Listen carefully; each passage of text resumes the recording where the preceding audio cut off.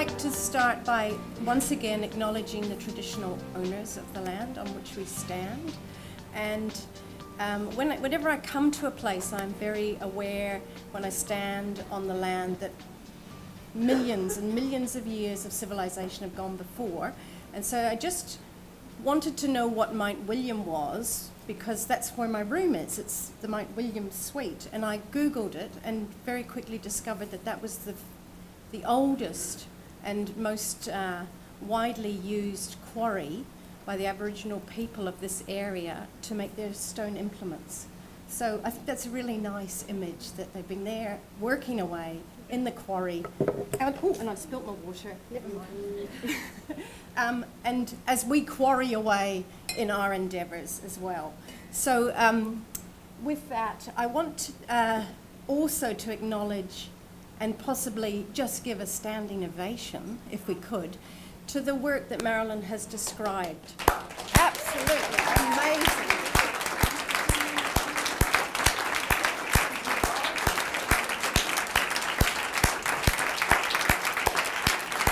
And that's why the title of my talk is Let's Make It Easy, because I really, really feel that I'm standing on the shoulder of giants.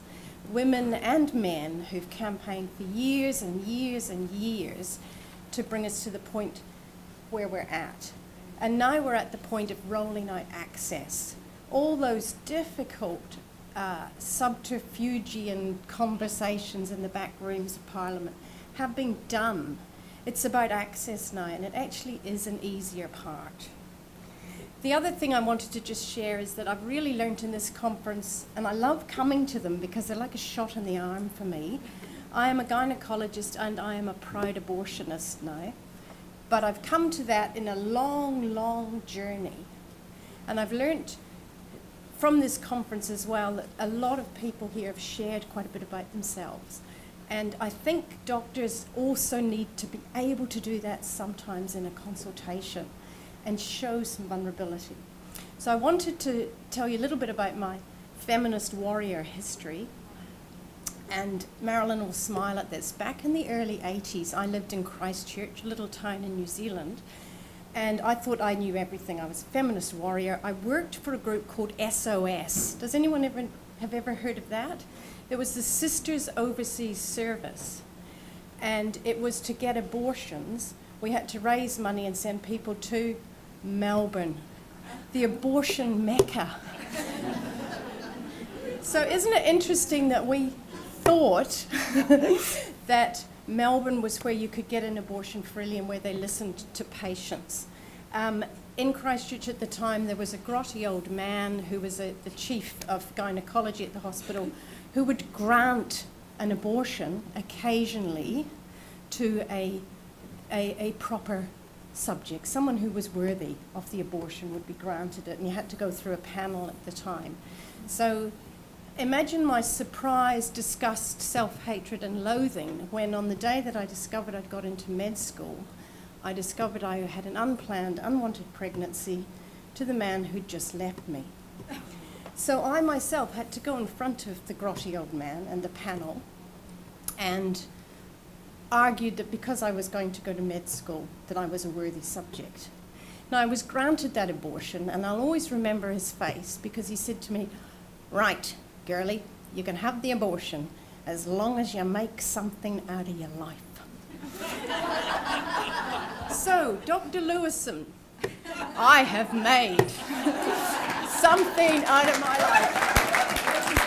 So the outline of today's, my talk today, and I want to be really quick because the people coming after me have got a lot of really joyful, interesting and stimulating stuff to tell you about the work that's happening. I've been involved in getting the seed planted and watering the little activities around Victoria, and it's been my absolute pleasure to do that. It's been the best part of the job that I have been doing over the last 4 years. And again, a shout out to Serge and the Murray PHN, because without your physical, technical, monetary support and also your emotional and political understanding of the whole issue, this work wouldn't have been done. So thank you very much. I've been asked by Kylie to just give a really quick snapshot for those of you in the audience who might not know exactly what an early medical abortion involves, but I don't want to prolong that and make it too academic. And I also want to talk about the work that's happening and then lead on. Marilyn has given us the context in which all of these things have come to place. Without abortion law reform, we couldn't have started this. Without the TGA allowing general practitioners to prescribe early medical abortion, this couldn't have happened in Australia. So we're really unique in Australia and in Victoria that we've got really good legislation, but we've also got a really good methodology for accessing early medical abortion if we can grasp it by the horns and really use it. Other countries like England, Scotland, where I've also worked, New Zealand, their legislation is that early medical abortion must be prescribed in a licensed building. Now, some of my colleagues in New Zealand said there are many kind of licenses. And one wonders if one could run it out of a pub. But no, you can't actually have it anywhere but a licensed abortion premises. So we are so lucky. And I think it's a drug that has come of its age in Australia. And so all the other speakers will talk to you about their experiences. But I think the time was right when finally it was available on the PBS. I'll quickly go over that. The context of the whole issue is that these are 4 or 5 pieces of research that show that the community expects and wants there to be an abortion service. And we've got legislation that allows it, but the access is way behind, and I think people like me even thought that, we'll get the legislation sorted and then everything else will fall into place. No, you need the workforce, you need the education. But the community expects it of us. When I took over the job at the Royal Women's Hospital, this was the situation. We had 3 public lists a week and 1 privatised list, which meant you paid a little bit on top of Medicare, but the public lists were free. And the single most stunning factor was that a huge proportion of those patients came from outside of the Ring Road, metropolitan Melbourne. But the other really stunning factor was that is a tertiary hospital. That's the big cancer centre. It's the big hospital where all the babies with fetal problems and prematurity go. But the single most common reason for women travelling to the big centre of excellence was for abortion, a service that could be done elsewhere. Those statistics are changing now in the last 4 years. They certainly are. Still is the single most common reason, but the gap is closing. So the problem list was large. There was difficulty accessing long-acting reversible contraception. There was difficulty accessing services outside of metropolitan Melbourne. I love this cartoon. For those of you who can't read it, the doctor or the clerk at the desk is saying, "Would this be your first pregnancy termination?" And the woman goes, "Well, yes." "All right, then you'll need to fill out this form. Please take a seat in the shaming room." And that just describes an attitude that has occurred, and I've seen it myself. I've experienced it firsthand. It's a really shameful thing. You've lost control of your body. You may be allowed to do it once. Happens again. And I know that there have been some abortion services and some practitioners who've got a concept of how many abortions a woman's allowed to have before you say no. So it's again a part of that whole stigma. So we had quite a few active challenges. Someone's calling me. But we had lots and lots of opportunities. And really within Victoria, there was a lot of scope for primary care provision, as I was saying. Marilyn has described the context being developed with abortion law reform, and then the TGA allowing us finally to have mifepristone, and then up it popped, finally. But what is it? I'll just very quickly, for those of you in the room who don't know what it is, mifepristone was developed in France in the 1980s. It's an anti-progestogen, and it works only on the progesterone receptors in the endometrium. So there are progesterone receptors elsewhere in the body, and the important thing about that is that it doesn't work on the progesterone receptors in the tube or the cervix or in a cervical scar or a cesarean scar section. It only works if the pregnancy is in the endometrium, so it's no good for ectopics. It induces abortion by itself in about 60% of people, but if you use it with misoprostol, which initially was used off-label because misoprostol was developed as an ulcer drug, not for miscarriages or for abortions, but proved to be very useful to the gynecologist. It was one of those marvelous moments in medicine where they're prescribing a drug to women untested in pregnancy and discovered that a lot of them miscarried. That's how we worked out what misoprostol was. So it's now mainly used around the world as a gynecological adjunct to miscarriage management and pain and bleeding after delivery of the baby. I won't talk about the eligibility because we've talked about that. We're now allowed to use it. We've talked about the timeline for it to be developed. Finally, we could start to administer it. And when the government finally developed a subsidy for up to 9 weeks, it became practical. They initially introduced it up to 7 weeks, then they extended it to 9 weeks. 7 weeks was very, very problematic for a primary practitioner and a woman to negotiate the steps they needed before 7 weeks. So you need to cite the pregnancy, decide where it is, access an ultrasound, access your bloods, access the doctor. Most people find out they're pregnant at 5 to 6 weeks. So it was impossible. And when we got it to 9 weeks, we could actually roll it out. So in the ideal situation, it becomes a choice whether someone would like to have their abortion performed surgically or would prefer to have it performed medically. So in the ideal world, those situations or those decisions would be based on whether something was close to your area, whether it was a confidential service, whether you particularly wanted to have a general anaesthetic or you wanted to feel in control of the situation, whether you wanted to do it in your own time at home, or whether several appointments were difficult for you to attend and it was better to go to a hospital, get childcare for the day, and then come back. But in fact, the reality is that it really depended, and to a large extent still does, on where you live. And that's a very big issue still with access. So in 2012 to 2014, which was when I just first started doing the work, there was very limited access outside of the ring road. We had Melbourne, we had a very limited service in Bendigo, which then stopped for a year or two and has now restarted. Occasionally there was a list in Ballarat, and there were some other hidden lists that we weren't aware of.